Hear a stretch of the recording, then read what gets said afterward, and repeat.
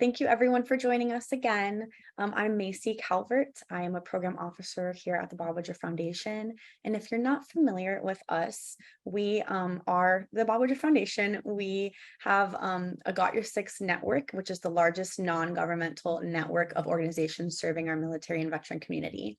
We're a thought leader, a funder, and when it's helpful to our community, and when we're trying to understand thorny issues, we're also a convener. The past 2 years, the foundation was excited to send a cohort of scholarship recipients to the NCHV conference. We offer scholarship opportunities to our Got Your Six network to attend select conferences annually. And today we are very, very excited to be joined by Kathryn Monet, the CEO of NCHV, along with 4 passionate panelists who attended the conference as part of the BWF Scholarship Cohort. We would like to thank Kathryn for making this experience possible for so many to learn about veteran homelessness and to exchange best practices and innovative strategies. I will introduce our panelists after we hear from Kathryn. I think I want to start first by thanking all of you at the Bob Woodruff Foundation. From NCHV's perspective, we're really thankful for your longstanding partnership, and we're also thankful that you make possible the ability for providers like these 4 on the panel and many others to join us at our conference and learn things and take them back to their communities and implement new practices. And I think this webinar is just another really great example of the ways that the Bob Woodruff Foundation is really excellent at pushing really great information out. So for folks who don't know us, I'm just going to spend a little while talking about NCHV, right? So we are a resource and technical assistance center for a national network of organizations across the country who are largely community-based partners, a few that are kind of local state government entities, but everyone within our network is really engaged in serving veterans who are experiencing or at risk of homelessness. And that service comes in a number of ways, from developing affordable housing to operating shelters or rapid rehousing services to legal services. We've even got some folks that solely focus on street outreach. And it's a really rich body of experts and practitioners that we engage with. We do a couple of big things. And I think the first thing that we're largely known for is kind of serving in a liaison function, right, between the network of providers and folks who are in Congress or the administration, right? And that's kind of a two-way thing where you're looking at research and best practices and pushing it out to providers, but also looking at promising practices from providers and pushing that upwards, right, towards Congress and the administration for wider dissemination. We do operate a toll-free referral line, and some of you on this call have probably engaged with me or my team in that function where, veterans who are facing a housing crisis call us and we help them a little bit to navigate the system of care in their individual community, because that's not as easy as you'd think it is oftentimes, right? And then the last thing we do, and I think the thing that we're going to focus on the most today, is direct trainings for organizations serving veterans. And our conference plays a really big part of that. This year, I think the conference, from my perspective, was great, and I'm interested in hearing how it went for all of you. It was the biggest conference we had yet, over 900 attendees, and we really focused on trying to galvanize attendees around building a better world for veterans. And when we thought about that, what that really looked like was interconnectedness with your community partners, understanding the needs of your veterans, building bridges to other sectors and systems of support that your veterans would need, right? And then organizing an advocacy work to try and kind of fill the gaps. And I think folks who attended saw a pretty great cross-section of those themes throughout the course of the plenary sessions, the learning institutes, the workshops, and what have you. The other things that we do in terms of training and support for providers kind of fall into different things, from our annual podcast series to periodic webinars to direct trainings in a select handful of communities. And then we also have on our website, www.nchv.org, a number of resources. Some of them are sort of policy position papers for folks who may be going before Congress and advocating. We do also have some housing specific resources tied to landlord engagement, tied to really working with your housing finance agencies on LIHTC set-asides for veterans, and some other really specific things that can accelerate your work to end veteran homelessness. So I do think I want to pause here, just because y'all aren't really here to hear from me, right? Let's be real. The other panelists are the experts and the ones doing the hard work in their community. So I am going to stop here and thank everyone for joining us and for learning more about us and our work in our conference. Thank you so much, Kathryn, and all credit to you and your organization for the conference. We were able to learn so much from and to bring this information to our audience today. And so thank you to our panelists for taking time out of their busy schedules to join us today. I look forward to our partners sharing their takeaways from this conference and how we can all bring these resources and best practices to our local communities. So I'll first start with introducing our panelist, Courtney Ellington, Staff Sergeant of the Army, and she serves as the Chief Executive Officer with OneVet, OneVoice, and the Veterans Affairs Commissioner. She's a Veterans Affairs Commissioner in San Francisco, California. Thank you, Courtney. Next, I have Jonathan Pylypiv. He is a staff sergeant. He was a staff sergeant in the Army and National Guard. He serves as the community engagement manager for Fox Valley Veterans Council in Appleton, Wisconsin. Thank you for being here today, Jonathan. Next, we have Pai Young, Esquire. She serves as the managing attorney of Bay Area Legal Services, Bay Pines, VA, Medical Legal Partnership Program in St. Petersburg, Florida. Thank you for being here today, Pai. And then lastly, we have Steve Yamamori. He serves as the president and chief executive officer with the Reveille Foundation in Oregon and Arizona. Thank you for being here, Steve. And I'd like to encourage everyone in the audience today to type any questions in the box labeled Q&A at the bottom of the webinar screen. We will likely not have time to address all questions during the time allotted, but we will send answers in the follow-up email to all attendees. And so now I'd like to ask our panelists some questions about their experience at NCHV, and importantly, how they've taken what they've learned back to their communities to further efforts to end veteran homelessness. I'm going to ask each question and then call on people in order, and then we'll go from there. So my first question is, what was your biggest takeaway from the conference? I'm going to go ahead and start with Courtney. Okay, thanks for having me here. One of my impactful moments at the conference for me was a panel discussion on veteran homelessness. I can't remember the gentleman's name, but he said this. He said, everything is based around housing. In order to get a job, you need housing. In order to get food, you need a house to cook your food in. And so that statement highlighted a critical importance of addressing veteran homelessness and, from every aspect of a person's life. And so throughout the conference, I witnessed a collective of determinations from organizations and individuals who are dedicating their time and energy to finding answers to ending veteran homelessness. And veteran homelessness is not just a statistic or a social issue, it's a human issue that requires our immediate attention and action. So when he made that statement, that stuck with me. Everything revolved around housing. And so that was my highlight that was my most highlighted moment of the conference. Thank you for that. And I think that's a wonderful point to kick off this conversation with, given the point of the conference. And next, I'm going to go to Jonathan for that same question. What was your biggest takeaway from the conference? Hi, good afternoon, everyone. So, I mean, the conference as a whole was just incredibly filled with resources and people there that were in their communities, whether they're in Appleton, Wisconsin, or East Coast, all over the West Coast. We were all experiencing similar things. And what I realized is that even though we have homelessness in the Fox cities, we have in Wisconsin, we have it all over our country. And we're all there to help find solutions.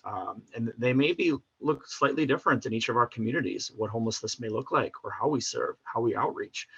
There's a lot of tools and technology, but it still comes down to people. We're, as veterans, as people that provide assistance and resources to veterans, it's still people first. And as Courtney just mentioned, the housing part is such a big piece, because when that foundational block is in place, those other things a lot easier to navigate around. So biggest takeaway for me is, even though there's all these tools and technology, it still comes down to people. And we have incredible amount of people all over our country, in Appleton, New York, California, working to help address veteran homelessness and help connect veterans and their families to resources and opportunities.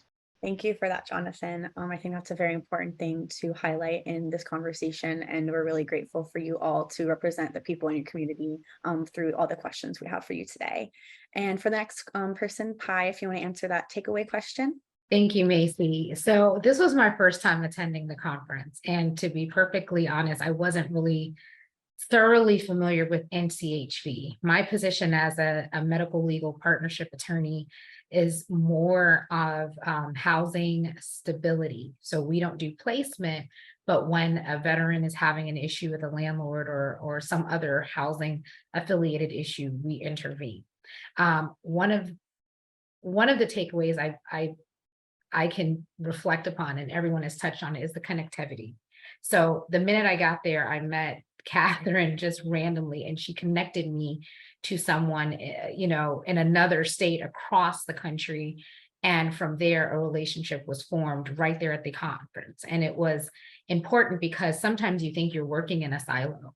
You think you're doing all this hard work, John, Steve, Courtney, we're doing all this hard work in our community where we're located, but everyone is working towards a common goal. And I think that's one of the most important aspects of a conference like this, is really to meet people and figure out, okay, this is what they're doing there. Can this work for us here?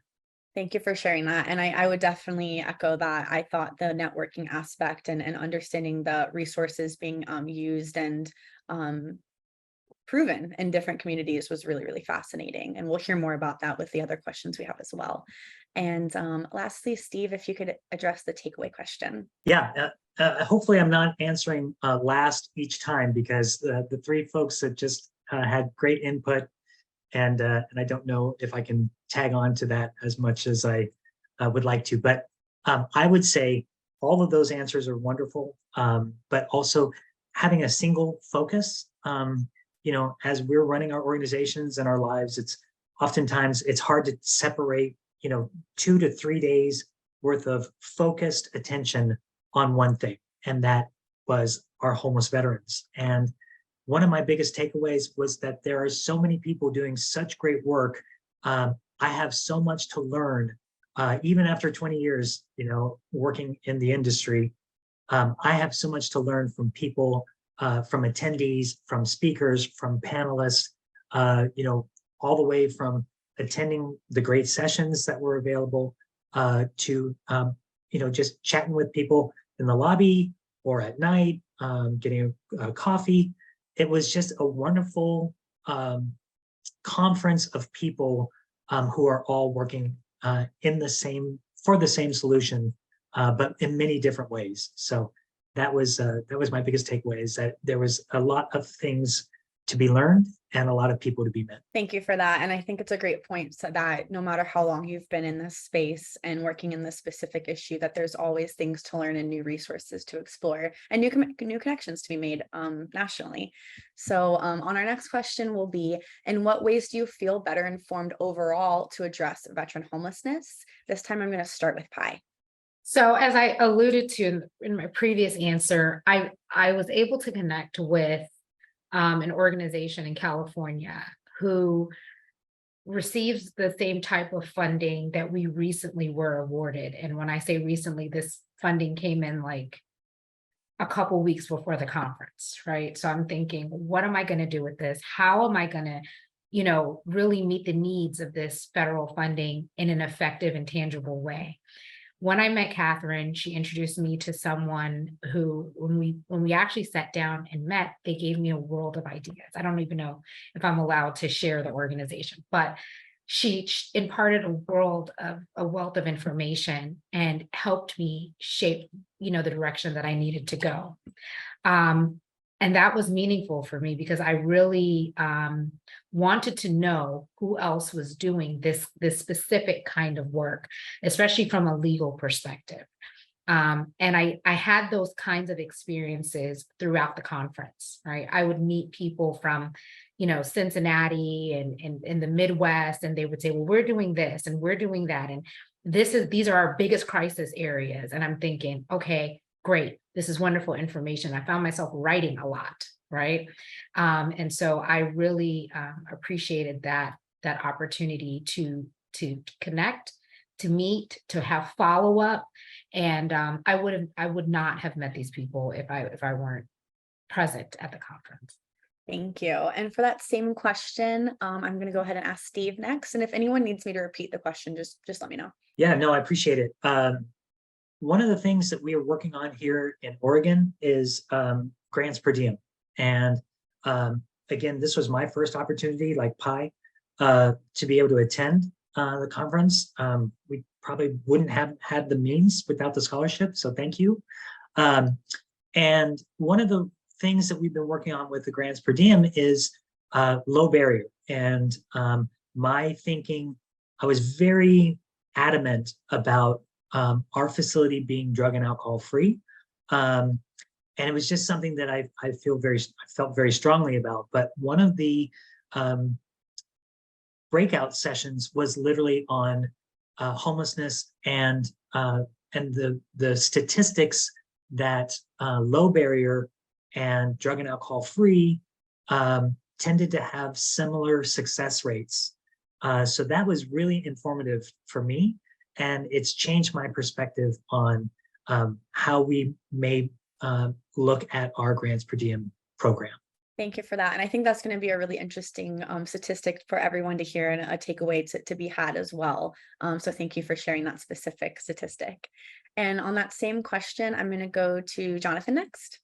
Yeah, these are great points. And I start thinking, it was one of other panelists mentioned something, I get reminded from what I was learning too. And I mean, in general, I think in order to, becoming informed about whatever topic or whatever things you're focusing on, you have to learn, not only from your own experience, but from collectively from others. And I think just attending and being in the rooms and the panel with all the different, people, and it just helped me kind of weed through all the information that's out there, because it was a condensed amount of days, but I didn't have to go and Google this or do that or do a cold call here or figure this out. I had experts all over it, hundreds of people, and that personal connection was so important, to just ask their opinion about something, how they're doing something, sharing how we are addressing homelessness and helping with emergency needs in our community. So I feel like it's easier now for me to search instead of having like a sea of data information trying to find these things. I kind of know, like, okay, I'm going to go to this, or I remember this person in Ohio mentioned this, or Florida, and I can go directly to those folks because now we have this mutual experience, connection, and obviously desire to help end veteran homelessness and help our local military veteran families. So a lot of great things. So a lot easier to find the data and really kind of search for the answers all over our country. So thank you. Thank you for mentioning that. I think it makes complete sense that with all of the ample information and resources out there, that this conference and the convening of minds and resources really help you narrow down on what is the best thing to go for next.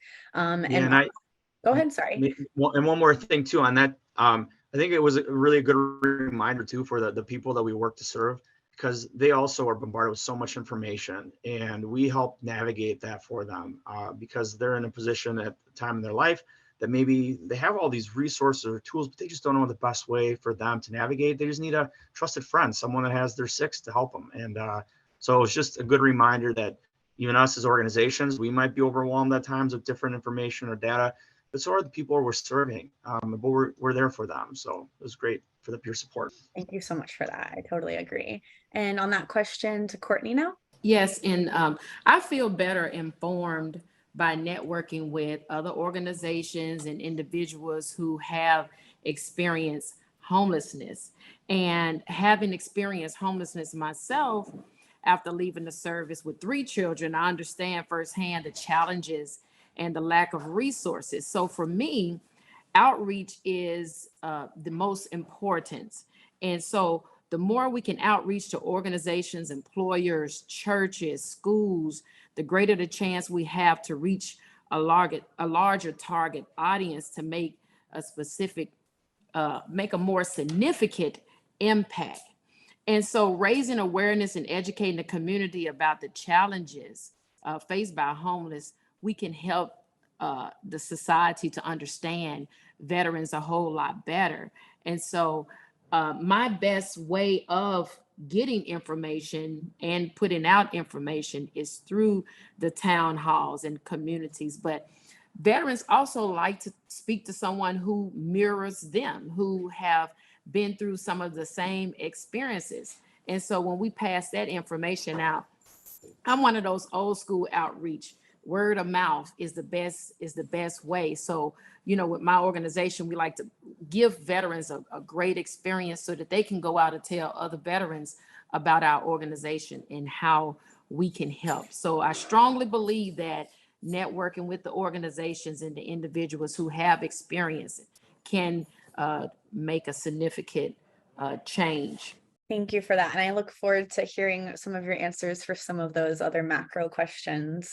You always bring it to me, so I appreciate that. And we're going to go into one of the bigger questions now. I see some of the Q&A in the audience, by the way, and I think the answers to your questions are going to come organically through some of the questions I have prepared. But if I don't feel like something has been addressed thoroughly, I will definitely ask at the end. But our next question is, how will you implement your takeaways from NCHV into your community and or collaborative? This might be a longer answer. I totally welcome that. You guys are experts at this. And so I'm first going to call on Steve for this one. Great. Yeah. So there's a lot to take in. There's a lot to digest over the course of the conference. But a couple things really stuck out to me. Number one, just the access that we had with some of the national players that were in the conference. I have to say that, you know, a big thank you to Kathryn, because they were very approachable. And, you know, I knew about Home Depot Foundation, but to be able to walk up and talk to that person, in fact, I was able to have a follow-up Zoom call the following week, and really got to understand Home Depot and their mission as it might tie into ours. So just the access that we were able to have during the conference was fantastic. And, you know, again, specifically had the opportunity to meet with Tunnels to Towers, just these big organizations that are doing incredible work, and seeing how we might be able to partner together, or at least support what they're doing as well. That was one of the things that we will be implementing into our takeaways. The other thing, as we mentioned, our grants per diem program is you know, slowly trying to get up and running, and we had great breakout sessions on grants per diem and how best to work on those. Some great ideas came from the organizations as well as the attendees. So just a lot of meat on the bone to take away as we're trying to implement that into our organization. Thank you for that, Steve. And I think it's awesome that you guys had the opportunity to have those concrete relationships bloom from these presenters and these connections and opportunities that were at the conference. That question, I'm going to go to Pi next. Thank you. So implementation is really kind of like the goal. Once we've connected, how do we come back and implement, right? And so for us, for me, I was looking for, as I mentioned before, ways to implement funding and to get ideas on how to do that. And I got that through the follow-up meetings, right, with the connections that I made. The other piece of the puzzle is that our relationship with the VA is strongly based in our social work liaisons. And so our HUD-VASH, our HPACT, and all of the different departments in social work. So the things that I learned about, I was able to come back and say, have you guys heard about this information? Do you know about this? Can you tell me more about this? One of the presentations was aging in place. And I think it was Tracy Emanuel who gave like a really good overview of services that were available through the VA for veterans so that they didn't have to leave and go to those kinds of tangible things that I can bring back to our local VA cohort and say, are we pushing these programs? Is there something that I can do to advance these programs to make the clients that I see more aware of these services? That's really the tangible implementation piece. And so I don't think I would have gotten an opportunity to hear directly from that level of expertise if I were not at the conference. And so the grant, structuring the grant around our homeless veterans and their needs, discharge upgrades and, you know, payment overpayments and all of those things that really contribute to why they're in the situation that they're in. that's another piece of the puzzle that I was able to figure out. This is what we need to hone in on. This is what we need to build. And so there was so much information to implement on a micro level. Thank you for that, Courtney. And I want to point out again that Courtney comes from a background that is medical and legal in nature. So when she's speaking on this, that's the context that she's in. And I really appreciate that you're able to bring that to the table for us. That same question, I'm going to go to Courtney next. I'm sorry, I said Courtney, and I was speaking about pie in that moment. I'm sorry, there's dogs barking in the background. You were on a roll, Maicie. I wasn't going to jump in. Yes. Courtney, go ahead. Thank you. I was so motivated after leaving that conference, and I plan to implement my takeaways by having town hall meetings to provide a platform for open dialogue where the community members can learn about specific issues veterans face and pretty much brainstorm together. And so I will also continue to look for educational opportunities myself so that I can stay informed on the latest developments and the policies and the resources available to veterans. But here's the thing, we get the policies, but we have to make sure that we are actually implementing them. So I will be better equipped to connect them with the support they need if I continue to educate myself. And so education it's not just me educating the community. I want the community to educate me. And I want to be there to listen to their perspectives and their experiences. And that's the collaborative approach that I will foster. I will, foster, I'm a little country, excuse me, to create unity and share responsibility. And I will continue to seek partnerships and collaborations with local organizations and government agencies and community leaders. But I'm results driven. And so we can have all the meetings we want, and we can do, all the town halls and everything. But what are we actually doing? Do we have the results? And so I want to let the community know that we are focused on having results because we want to see that the community are doing better. So I was so pumped up and motivated. I started scheduling my first town hall, and I started reaching out to community organizations and educating them on the things that I learned from this conference so that they can pass that information on to the veterans that they serve. Thank you. And I actually want to encourage you also to speak on, I think you were talking about a bill that you're trying to introduce in your community, if you would elaborate on that as well. Yes, ma'am. So I'm in the process of introducing a bill. It's called the Second Chance Program for Other Than Honorable and Dishonorable Discharge Veterans. And the reason why I'm putting this bill out, because I feel as if the rates of veteran homelessness are still high because a lot of veterans do not qualify for the services. So this bill will allow us to be able to provide housing for veterans as they get their discharge upgrade. Because on the DoD website, there's a list of discharges that can be upgraded. So we don't want the veterans fighting from in the street. We want to at least provide them temporary housing for up to 2 years while they do that. That will help decrease the numbers tremendously. So I've already been to Congress. We're in the process of making it a bill to not only be passed on a state level, but a national level as well. So I'm going to be dependent on you all for your support so that we can implement this policy to decrease the amount of veterans decrease the veteran homelessness. Thank you so much for sharing that. I think that, the ability to take this information and do great things in our community, whether that be micro or macro, is really the point. And I really appreciate you sharing that with our audience, because I think it will just inspire some action. So it's hard to follow that up because I have not introduced a bill yet, but I do think this is important. We've had, decades of war at time, and then we still have people, abroad serving our nation, but we have a lot of veterans and, in our communities right now that need help right now, because what happened 5, 10, 20, or 60 years ago still has an impact on them.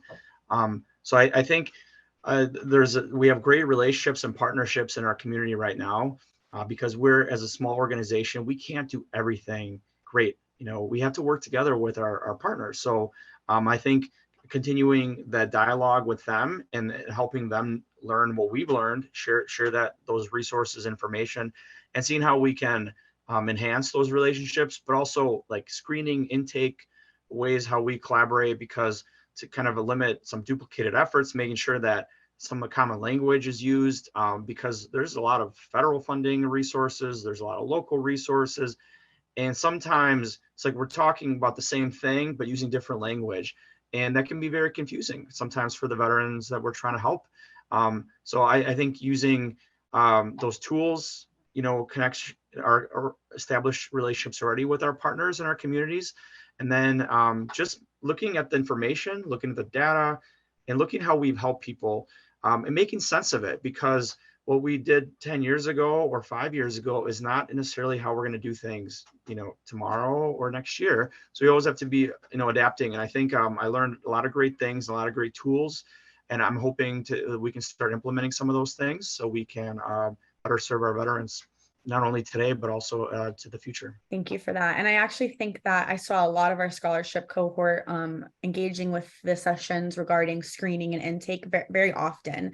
And it seems like whether you were 2, 5, 10, 15, 20 years into that specific role, there were really valuable things about best practices for screening and intake. And as you mentioned, the duplication of services and just making sure we're all speaking the same language. But actually, before I leave from you, Jonathan, I would like to push you to speak a little bit more specifically on the data resources that you enjoyed. I noticed that we were in a lot of those same sessions, and I think that you had some interesting points about bringing that back to your community. Yeah, so I think so. A little bit later, we're going to talk a little more about it. But one of the sessions is leveraging data approach and upstream solutions. So kind of like proactively looking, we can see patterns and trends and things. And I really enjoy learning about that, the different approaches in North Carolina and others, and how to use some of the solutions that are already there.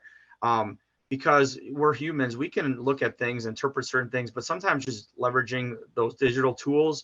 And there's a lot of platforms that kind of help equip small nonprofits or larger ones to really just look at all the data, look at information, so we can kind of see patterns and trends. And instead of waiting till after the fact of implementing something, we can proactively see these patterns and trends and actually start implementing solutions.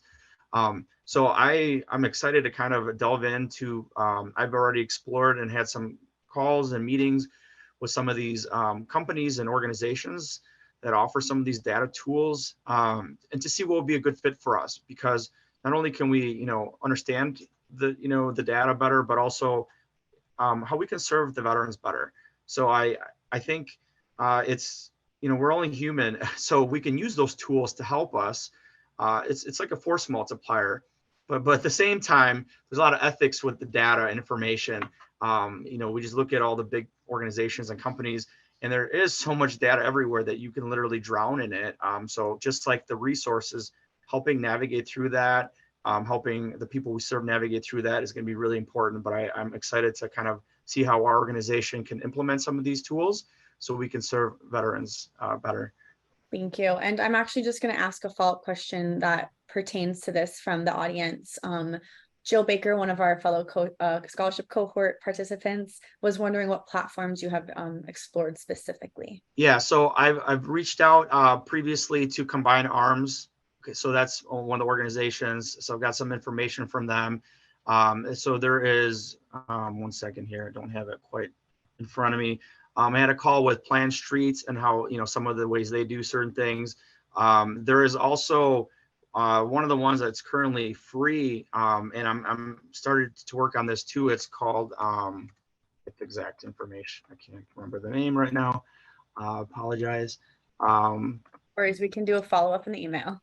Yeah, I'm sorry. I'll have to think about it. I can't remember off the top of my head. I apologize. No, thank you so much. That's super valuable. Yep. And I'm going to move on to the next question now, and that's going to be, how has recent policy and economic changes affected your community and work in addressing veteran homelessness? That was a huge part of the conference conversation, and I want to first call on Courtney to address that question, please. The policies have affected my community in a positive way and in a negative way. In a positive, as far as a positive way, you know, there's been a lot of resources that came down, a lot of funding has come down to help the veterans with housing and wraparound services pretty much. But it has affected the community in a negative way because we still have a large amount of veterans that do not qualify for those services. And also, sometimes we have organizations that do not know how to effectively communicate with veterans. I get so many veterans to come in who would rather not go and get assistance because of things like the customer service being bad, or the person don't recognize certain forms to identify that they are a veteran. And so veterans get frustrated and they're less likely to go back for help. So that's the negative part about it. But the positive part, there is funding out there.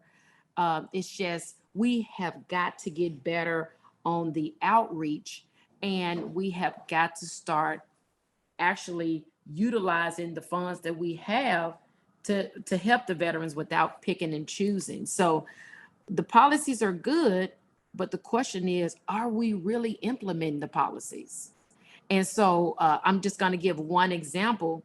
There's a policy that has came down the pipeline for you to update your application form so that you can address like LGBTQ community and single female veterans. Well, a lot of organizations have not updated those forms. And this is a policy that has been pushed out a while ago. I think it's the Deborah Sampson Act policy.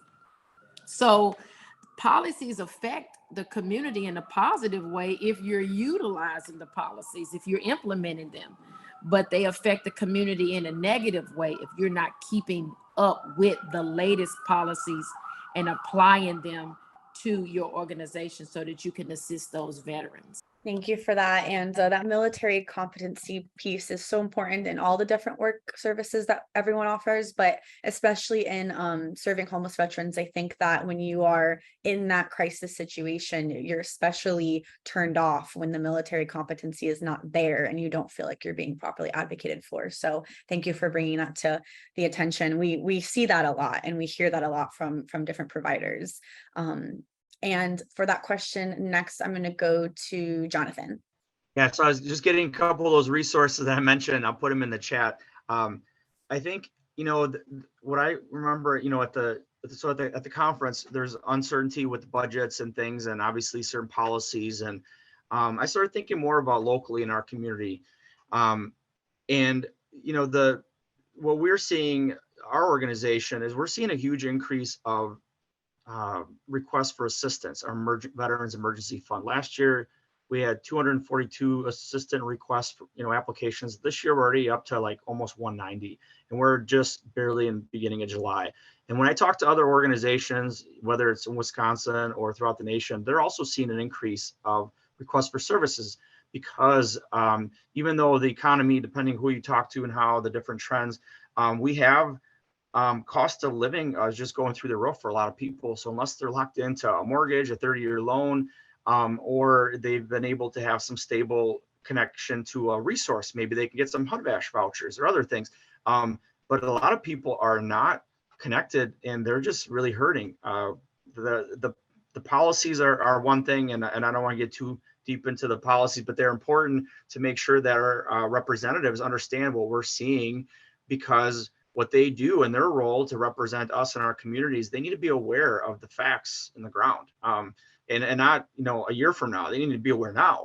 So I think finding ways to help communicate that so they're aware, but also like, here's some solutions or opportunities to partner together, whether, private, government, and other entities and religious organizations. There's a lot of ways to collaborate to help the people we serve. So I think that it was just a reminder that what we're seeing locally, and nationally, it's just people's wages and incomes are not keeping up with the demands for prices. So I'm hoping our legislators, I'm hoping our representatives locally and nationally and statewide are hearing, and they're really taking it seriously, because it's not looking great if if we don't implement some changes or make sure we maintain resources for the people that we serve. Thank you for that. And I think that in that moment, we were coming together in a conference where federal funding was very recently changing, and that could be discouraging in your individual work, but coming together and collaborating in that time seemed to really invigorate everybody. So I just want to mention that for the audience's awareness too, that, you know, the collaboration that you can find amongst community providers or getting outside of your state and finding national platforms that we at times offer as well in cohorts, that can help reinvigorate that hope a little bit when these policies and economic changes are happening hard and fast. And so for that question, I'm going to go to Pi next, and then Steve, and then for our future questions, I'm going to potentially not pick on all four because we're running out of time, just FYI. Thank you. So just to kind of dovetail off of John's response, I think that policies, especially for our area, as far as housing, cost of living is astronomical, and some of our local policies and state policies makes it very hard for people to kind of maintain housing stability.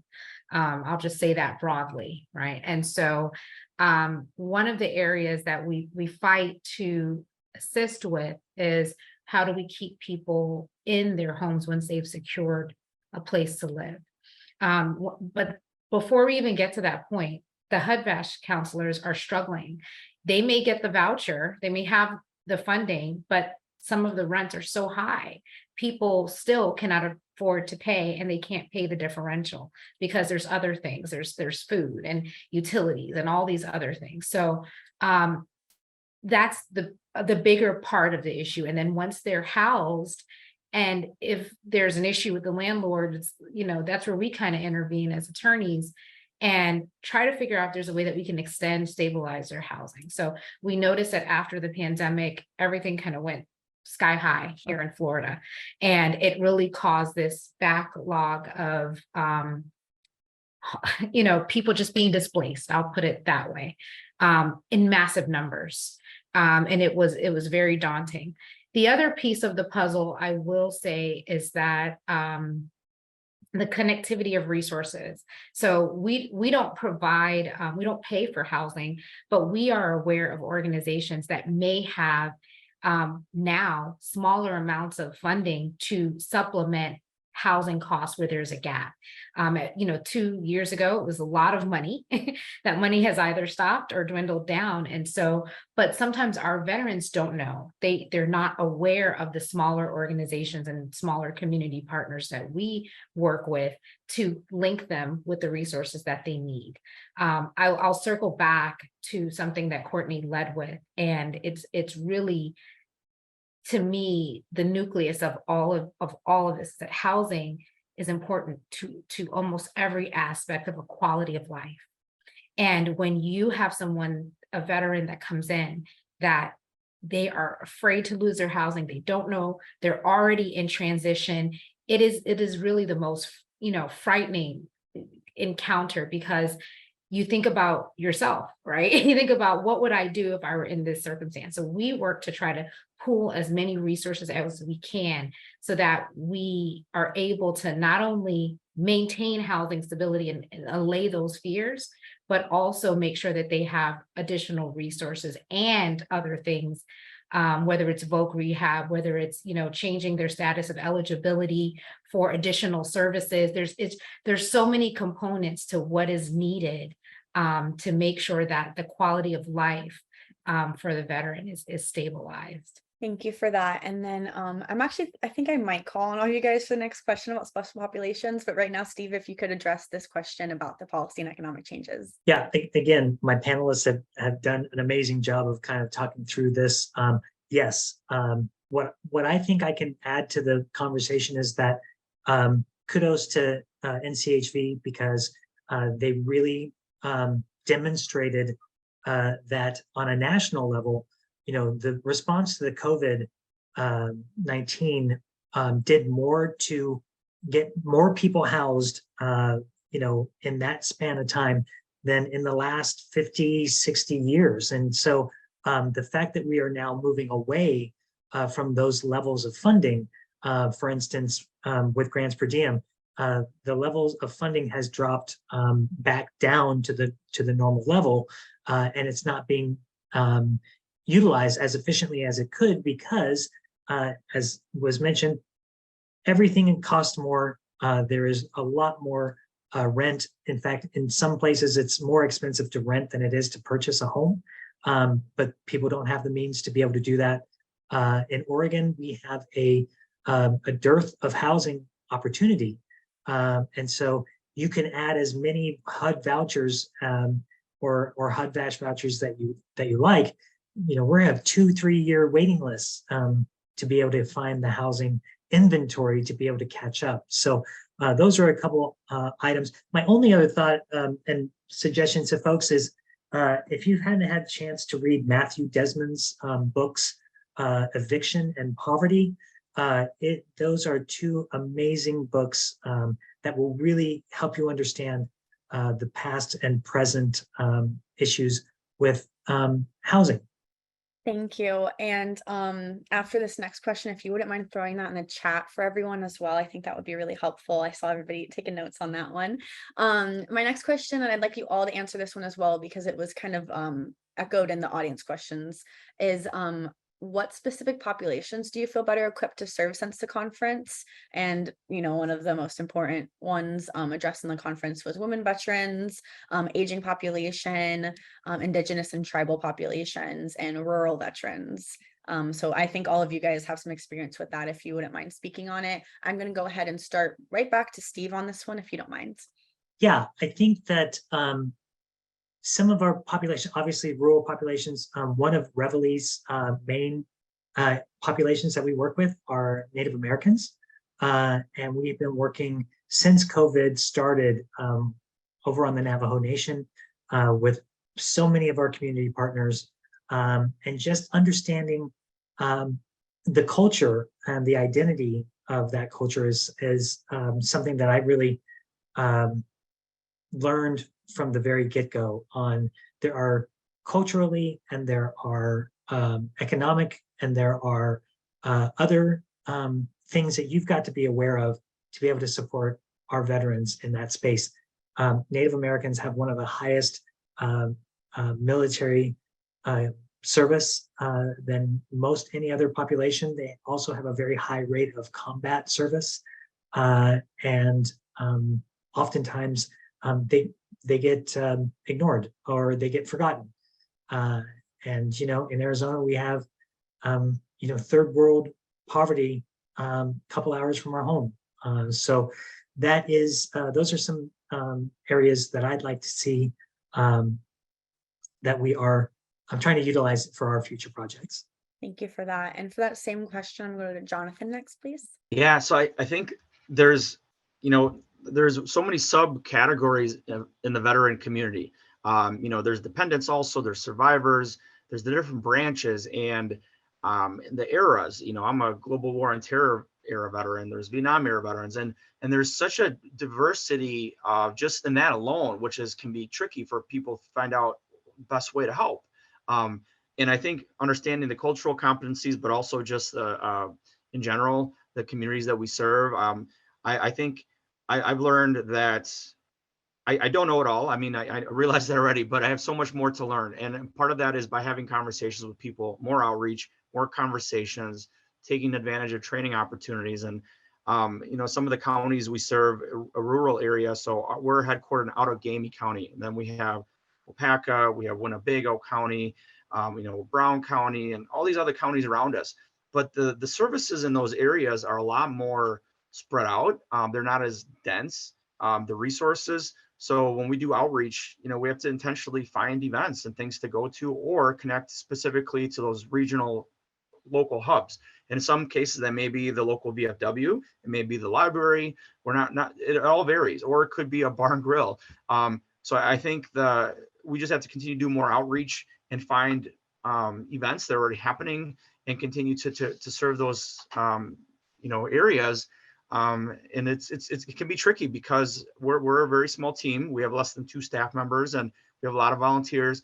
But I know that the tools and the, you know, things that I've learned through this conference, but also just some of the takeaways, I can leverage the existing tools and resources to better serve those veterans. So, and be able to make sure, like, once again, back to the screening part, that we are not, that we work on our wording to make sure that people know that we can help them, because they might, that might be a barrier, just how we phrase things, or by not doing specific outreach. So it's kind of a couple areas there covered, but hopefully that helps. So thank you. And to piggyback off of that, I'm going to share in the chat a resource for the Housing Assistance Council. They did the session on rural veterans in America, and a lot of our scholarship cohort attended that as well. It seems to be a big population of interest right now, right alongside aging populations, it seems. So I'll throw that in the chat.